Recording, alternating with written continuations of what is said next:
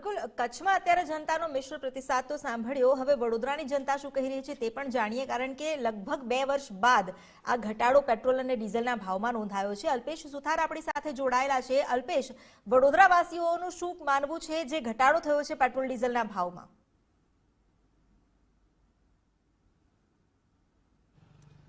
બિલકુલ થી અમૃતા, વાત કરવામાં આવે તો છેલ્લા ઘણા લાંબા સમયથી પેટ્રોલ ડીઝલના ભાવ હતા તે સ્થિર હતા। ત્યારે હવે લોકસભાનું ઇલેક્શન આવી રહ્યું છે ત્યારે કેન્દ્ર સરકાર દ્વારા પણ આજે પેટ્રોલ અને ડીઝલ છે તેના ભાવમાં ઘટાડો કરવામાં આવ્યો છે। ખાસ કરીને વાત કરવામાં આવે તો જે રીતે પેટ્રોલ અને ડીઝલમાં છેલ્લા કેટલાય સમયથી ભાવ છે તે સ્થિર હતા, ઘટાડો નહોતો કરવામાં આવ્યો, પરંતુ આજે વહેલી સવારથી જ આજે પેટ્રોલનો નવો ભાવ છે તે અમલી બન્યો છે।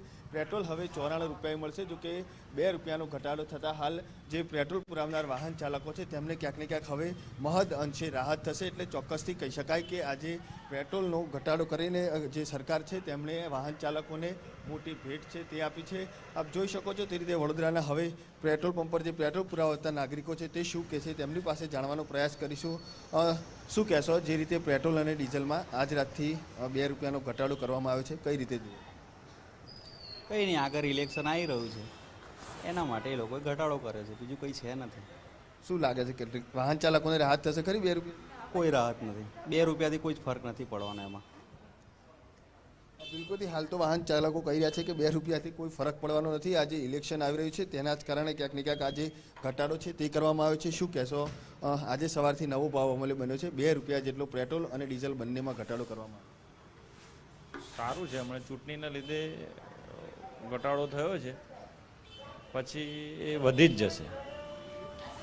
અત્યારે રાહત થશે ખરી પણ વાહન ચાલકો? અત્યારે રાહત થશે ખરી? હમણાં તો રાહત છે જ, થોડા દિવસ પછી ખબર નહીં, પછી વધી બી જાય, પેટ્રોલનો કંઈ નક્કી નહીં।